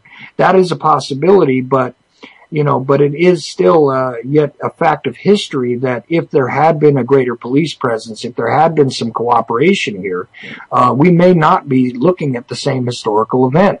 I mean, even if plainclothes officers were involved, I mean, no one could make that suggestion. You know what I'm saying here? Right. Yeah. Oh, yeah. There's nothing to stop them from taking, on-duty cops and putting them in plain clothes in order to and let them intermingle with the crowd a little bit, and they would be armed guards. And that would have added to the public safety, in fact, so that there wouldn't have been trampling or anybody else hurt. Even if they hated Robert Kennedy, it was a public safety issue, I think. When you have that many people gathering in a place, I mean, it's customary in just about any major city that the police would augment the existing security of the facility. And and that's the thing, is this guy Bill Berry, who was an FBI agent who apparently had been involved with John F. Kennedy, known the Kennedys for a long time. After JFK's assassination, this guy went to work for the Kennedy family. So he was the sort of head of security guy. He was always kind of around, and he was obviously armed. And he could also call in, some of his buddies for a given situation. That's about as formal as his security was. Informally, he had Rayford Johnson, Rosie Greer, people like that, big athletes that would just sort of hang around with him socially and just sort of run interference for them on the way to an elevator, or a car. So that's pretty basic stuff. But if someone pulls out a gun and starts shooting, you're not exactly equipped. Well, yeah, that's the thing. I mean, they had part of the entourage acting as de facto bodyguards. I mean, Rosie Greer was a football player. He did his best, and Rayford Johnson was in good shape and definitely a strong kind of guy. But they weren't trained bodyguards. They weren't the types of guys who should be ready to deal with, an attacker with a gun, an attacker with a knife. Necessarily. I mean, men are men, but the point is that you really should have had trained people there. So, so that guy who, well, go ahead, Scott. Sorry. Well, also the murder weapon, supposed murder weapon, left the Ambassador Hotel in Rayford Johnson's pocket, and he headed it over to the police department at the hospital. Right. I mean, but you have all kinds of. That's an interesting chain of command chain of evidence there. It's just, the police aren't here, so, I'm going to have to do it. Yeah, that's a completely demolished chain of custody. Right, Legally speaking, if you tried to introduce that into most courts in America, that is easily something that the defense could challenge, Yeah, doubt. Here as to where that gun came from, just because it's in Rayford Johnson's pocket and he is, attesting to the fact that he took it out of Sirhan's hands, doesn't mean that that's where the weapon was acquired. I was told that I used to get phone calls from a number of odd informants during my trial. One of them was a woman who said she was worked at Rampart Station. She was a secretary the night that I was brought in, and she managed to describe what I was wearing when my father came to pick me up, what he was wearing, and she knew an awful lot about what was going on there. And she said that the night that I was brought in for questioning, she says that they booked 2 guns into evidence, 2 murder weapons. And I'd heard a lot about that.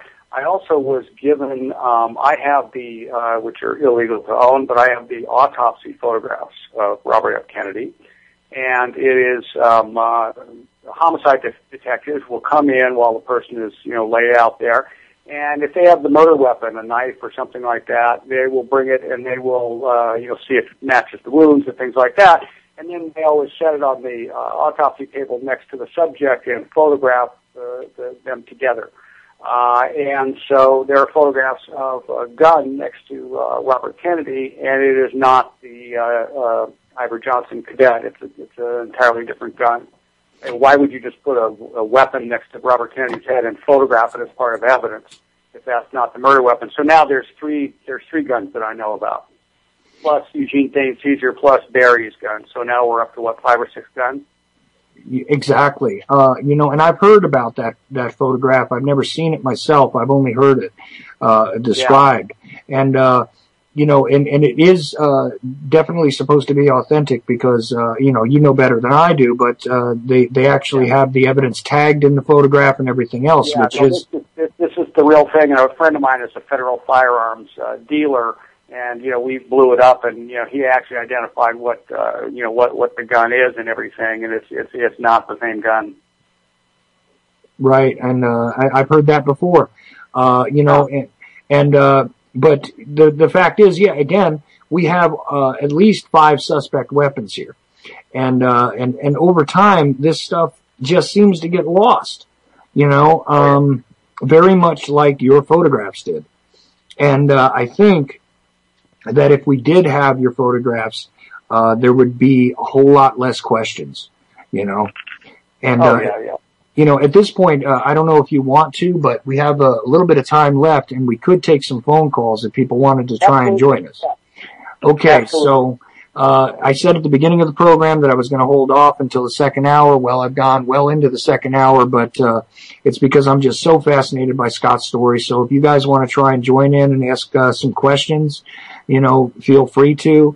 You can just use the regular UCY line, which is 718-717-8296, and you can call in there, and I'll join you into the conversation, and we can continue on, with or without the questions, by the way.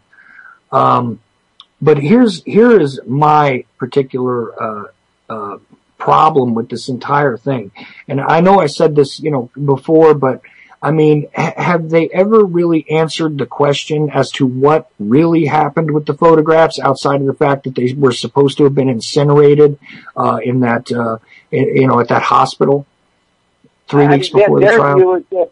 Their view is that, oh, look, we found them, and so, there's no problem. We're all friends, right?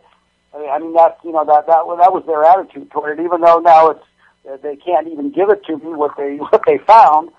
They're still, sort of claiming victory. It's very odd. I don't hold out any hope that something is going to show up. It's been a long time.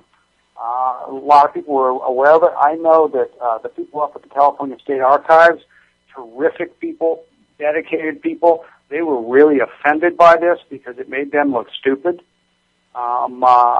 Like they couldn't control, their own evidence, and they've got, cops and FBI agents coming in there and locking themselves in conference rooms with evidence.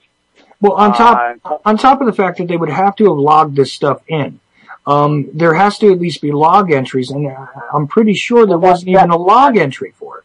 That's the interesting thing is that, I had a woman who was doing research for me, and I never asked her to. She was sort of irritating, but she was at the archives till she was banned from the archives, and she photographed the log entry books for evidence in the Kennedy case. There's one for photographs, and there's another one for physical evidence. And in these 2 log books, suddenly there's 2 pieces disappear, and it opens up there was an A, B, and they open it up now, and all of a sudden A, B, C, D. And she had photographed the log books before, and she goes, well, what is this? And then we looked at the numbers of evidence that they were bringing into court claiming that they found that were mine, and these were what Skip Miller's guys had created at the archives. Yeah, this is the thing. They sort of created these entries later, it seems, And yeah, they made space for them, and then just went and left an envelope there, and then acted like, oh, gee, and then came back a month later to find it. Kind of thing. It's just, I mean, you know, my kids couldn't get away with that, you know, kind of thing. Yeah, it's like trying to, you know, they stole all the cookies out of the cookie jar. You tell them you got an empty cookie jar, and then they sneak in and place a couple of cookies in there, and then come back and open the jar and tell you, look, there's a couple of cookies in here. I mean, well, during the trial, there's all the testimony that you have to pay to have, you know, transcribed from the tapes and everything like that. And so they all the court records, and then we were going for, you know, our appeal, and the court documents office calls up and says, you know, your evidence is missing. It's gone out of the courthouse, mind you. The court record is gone. So what that was done intentionally, so that I would then have to pay to go back to the original tapes and have them all transcribed again, the entire trial. So there's a good, you know, $50,000 in expense for me to pursue my appeal. So that's the way they did business. And yeah, this is the thing, is I'm trying to draw an entire, you know, sort of a cursory portrait of this, because I mean, over the course of 10 years, I'm sure there's 100 stories you could tell.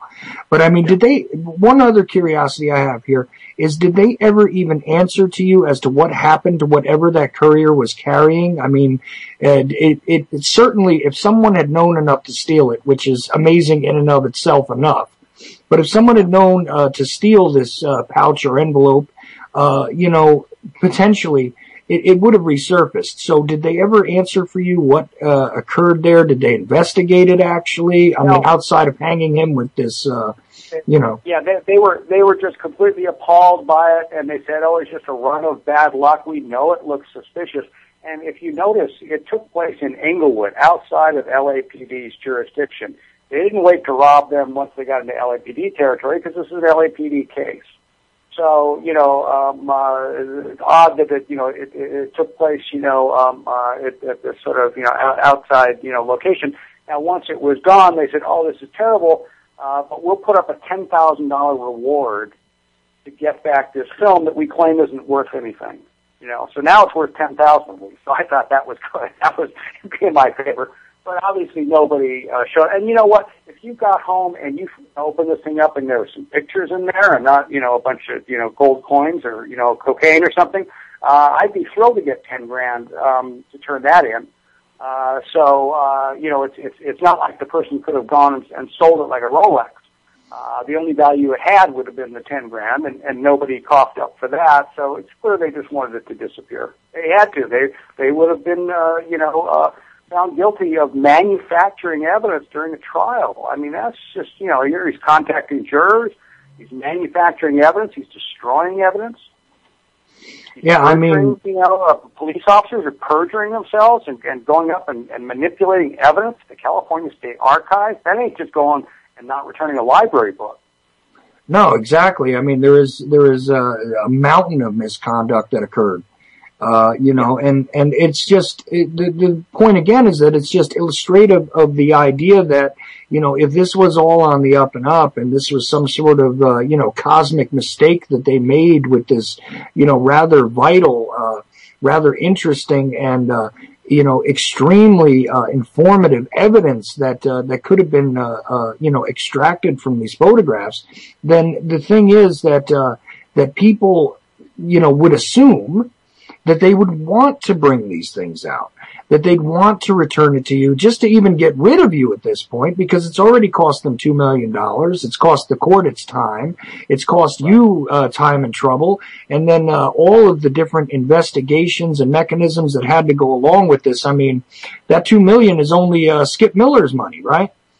Right. So yeah, exactly. That has nothing to do with the actual cost of the investigation and all the other attorneys they had working, you know, on the thing, and flying up to, you know, the archives and all this stuff, and flying people in from England and New York as expert witness.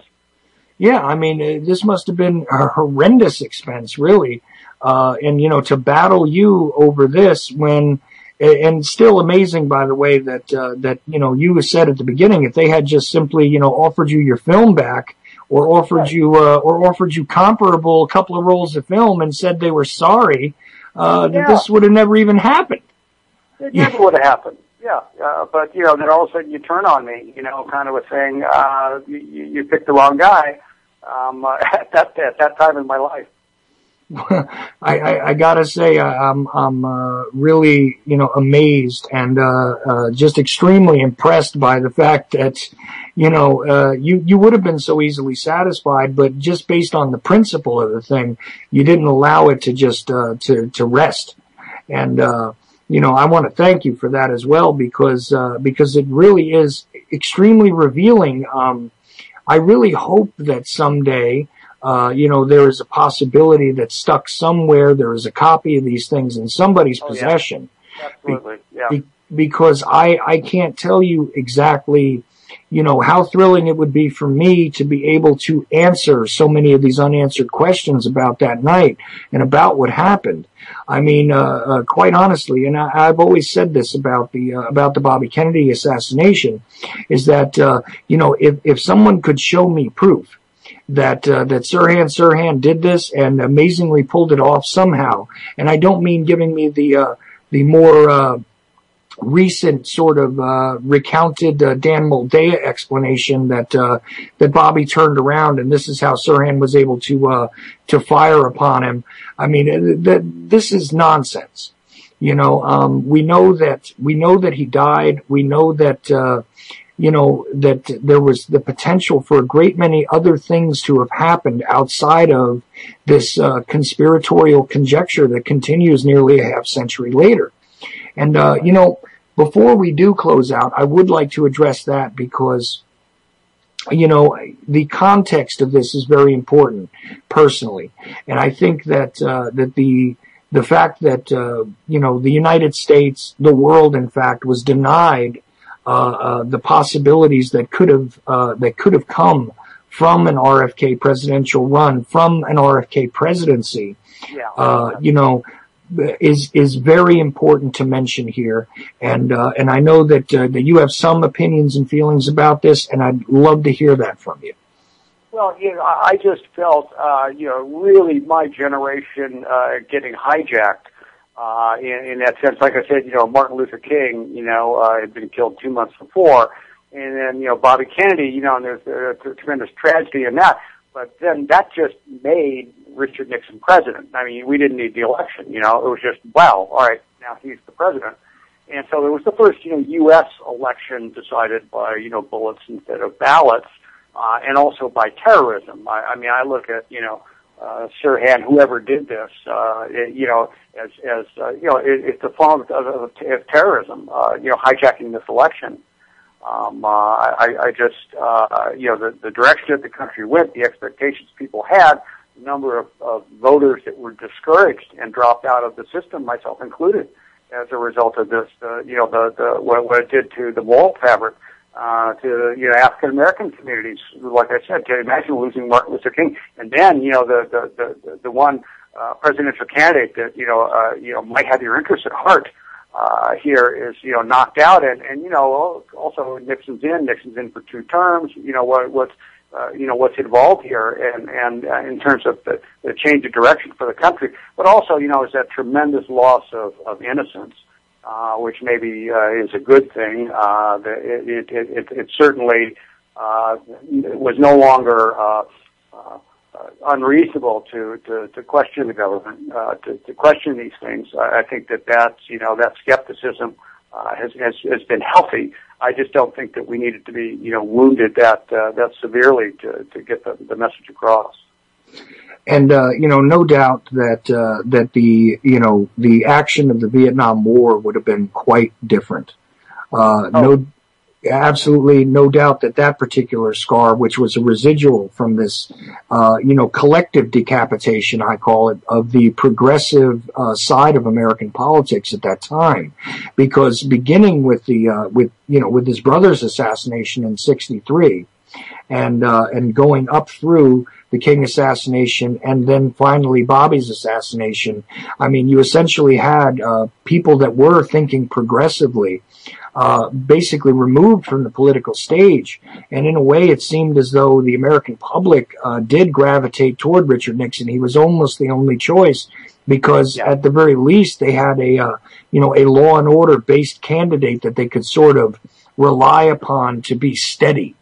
And, it sort of gave him that election by default. And you brought up Oliver Stone earlier, but Oliver Stone actually did wind up, making an interesting statement in the movie Nixon, where he has the Nixon character, speak about, arriving at the presidency, having to, ride upon or step over the corpses of two Kennedys. And, this was an absolute truth because he had been defeated in 1960. He was virtually out of politics, by the time, this decapitation was completed. And it's in my view, at any rate, that the country sort of gravitated toward a Nixon, presidency as a way to sort of restabilize, that which had gotten out of hand. And we were living in an age at that point of government by gunplay. And like you said, it was the first time that an election was essentially stolen by a bullet in this country because, Jack had gotten to run the country for 3 years. Bobby didn't even get that chance because of what happened that night at the Ambassador Hotel. So, and it was a virtual fait accompli that he was going to win that Democratic nomination. The other thing is that there was lots of talk, and I was around, his campaign headquarters and talking, with all the people there and everything. And there was considerable attention to the fact that Robert Kennedy, if he were to receive the nomination and be elected, one of the first things he would do was reopen the investigation into the death of his brother. Well, and that he was going to make that announcement, and people say, "Oh, that's one of the reasons why he had to be killed," or whatever, and that's why the CIA did it, or whatever. But just one more little tidbit. Well, you know what? I am very curious about that, and in the last couple of minutes, I'd love to know. Was it just among the staffers, or who did you hear that from exactly? Do you recall? These were just staffers, these were just people, a lot of college, kids and stuff. He had a headquarters on Wilshire Boulevard, just a couple of blocks from where my house was. And, I would go and then you pick up bumper stickers and you get on the phones and things like that. And then Kennedy, he came by a couple of times, to see everybody, particularly when he came into town, they would have, a little thing and stuff. And, it's usually after he left and people were all pumped up and talking about all the changes, things like that. And someone would bring it up, about, the thing with his brother. A lot of people, we didn't touch that subject and you would never broach that subject in front of him, because that's just a painful thing. But, this was something that, the rest of us were talking about. And, I'm 15, so, we're talking about, pretty radical politics back then. Right, but I mean, even the fact that people very closely working with him would broach that subject, whether he was present or not, means that it was definitely something that was involved in the spirit of his staff. And I mean, I do believe that he would have certainly reopened that investigation, and we would again have a completely different view of history. Not only and like you said, he was really haunted by that. I mean, that that experience for him was, obviously, the real big life changer, for him, in terms of whether or not he was going to go on or not. Well, right. I mean, I have had the privilege to speak to a couple of people that were, personally, involved with him at that time. And, they made a very big point to me about, I don't want to identify exactly who because I don't know if I can produce the tape at this point. I'd rather verify it if I could, but I happen to know personally that these individuals would tell me that it was so devastating to him and so extremely brutal on him, on his character at that point in time. I mean, there's a few famous stories about it as well. So I mean, I'm not the only one that's saying this either, that it was, so heartrending to him that it really did reshape him as a human being in a way, and the fact that he did stand up and attempt to run, and had his questions, which he held privately mostly, about the investigation, about the situation, about the true meaning of what had happened.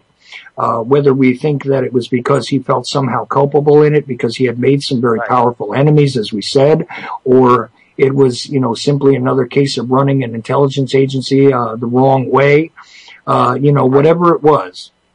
This is a fact that he seemed to carry with him, and I think that it would have been just inhuman of him to not. His brother was murdered, in broad daylight under strange circumstances, and was right out there in the public, and he was constantly being approached and questioned about it at certain points by people that didn't know him, and it was a very tough thing personally for him, as it would be for anyone. So, the idea that he might have just wanted to look into it to cross the I's and dot the T's, or whatever you want to call it, is just, is just the most human of things you could possibly imagine. So, I do appreciate that as well, and I don't know if there's anything that you really want to get to in closing, because we're almost out of time. But please feel free if you want to say something. I wanted to just thank you. I really appreciate the opportunity to do this. I'm glad that I did, because like I said, I feel I have a certain obligation to it. It's a little bit of it is selfish. It's good for me. It's a very lonely place to disappear into. And like I said, it's not the kind of thing you want to go through life being known for necessarily. But no, it's a fascinating subject, and like I said, I'm still around, and so I hope your audience enjoyed this, and I hope that they study it more. Yes, I would always encourage anyone to study it more, to look into it, to always question these types of things, because their meaning, their impact is often lost among the speculation and the sort of spectral amounts of evidence that seem to be produced by many people in the media, whether it is for the purposes of creating conspiratorial speech or eliminating it. We often find that people try to follow their own agendas. And I really want to, again, thank you, because it's been a privilege to be able to present this with you. And I do hope that it has been, somewhat cathartic for you, and, and has assisted you to sort of let some of that heavy darkness, which, I'm sure it took quite a few years for you to shed any of, has assisted even in the smallest way for you, sir, because, you are an amazing study in historical fact. You're a walking study in that particular historical fact, as far as I'm concerned. And the resulting things that occurred to you afterwards are also very informative and very instructive, as far as I'm concerned. So I again appreciate it, and I can't even thank you enough for having appeared with me tonight. All right. Well, let's do this again. Anytime, Scott. I'll tell you, if there's things that you think that you didn't get to and you want to, I'd be more than happy to have you on again, sir. Terrific. All righty. All right. Well, I guess I'll let you go now, and I'll just close out my show. All right. But again, thank you, and I hope to speak to you again soon. Anyway, just personally, because I wouldn't mind just speaking to you anyway. All righty, great. Well, you got my number anytime, all right? Thanks for having me on. Thank you so much, Scott. All right. So, that's it, guys. I tried to present this to you as, as cleanly as possible. I know I asked a few questions that were a bit conspiratorial in nature, but I truly hope that you guys have learned a little bit about that event. And we are rapidly approaching the 46th anniversary now of that event that night in Los Angeles at the Ambassador Hotel, which has since been destroyed, along with most of the evidence, not just limited to Jamie Scott Enyart's photographs, but also many other pieces of the evidence have been destroyed over the years, including, in my opinion, the truth. Now, You've been listening to the Ochelli Effect. My name is Chuck Ochelli, and this is at ucy.tv. And I'm going to tell you that coming up right after me is going to be After the Last Cup, which will be hosted by Jim Funky, and I hope you guys stick around for that one. I might also. But I can never state enough. Thank you!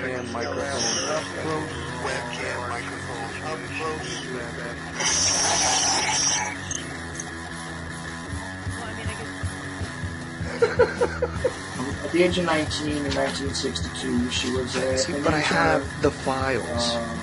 You know, I read this stuff at the National Archives, and I read these other things. I said to myself, how can that be possible? The brain, you know, pistols and fondle slap of choice, and computers and internet, professional wrestlers, and not Jesse Ventura style. It doesn't matter whether it's cartoon or as long as it's real. It doesn't. It's hard to get real information because seriously, they don't want you to have just read to sources.